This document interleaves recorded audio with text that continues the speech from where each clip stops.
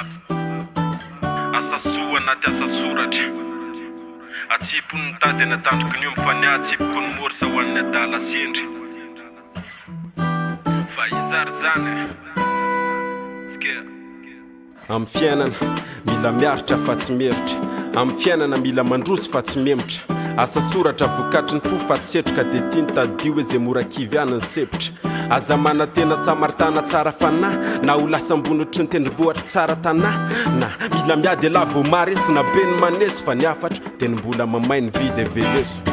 tanjonao tratraro taranakao afaro raha piso lelaka ny manodidina aza mifangaro satria ny kely ananana ihany ny mahasary-piaro lano ny mokondony olana fa nivoainy tsy malana ny maro moramora ihany fa malama ny lalana maromaro koa ny mpamadika amin'ny namana aleo andraindraina le masoandra vany atsinanana isorako anjana ary fa raha tsisy anjany atsinanana sotre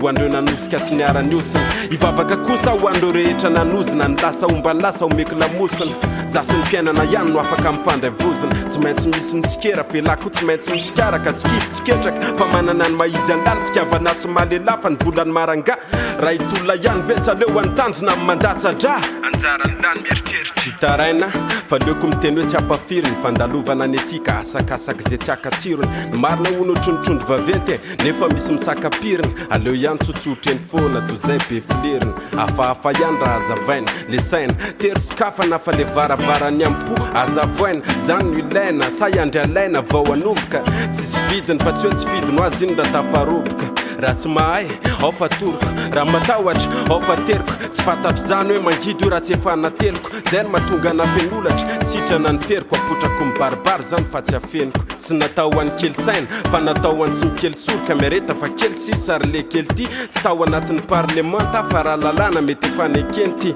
masoa lovony mafinaritra satria ny fahasoavana efa fafinaretany fo mba lalakoty mandram-bava adindro sao dia rehefa tonga tokoa ny tokody aveo hitaraina hoe takizay ny vakilo milanja miakatra ny fiainana fa rehefa tapitra dia milanja miakatra koa ny soratra rehefa ny mpiaramonina ny tsy azo hitarainana dia zao nezakela manokana no ataovy tohatra mba tsy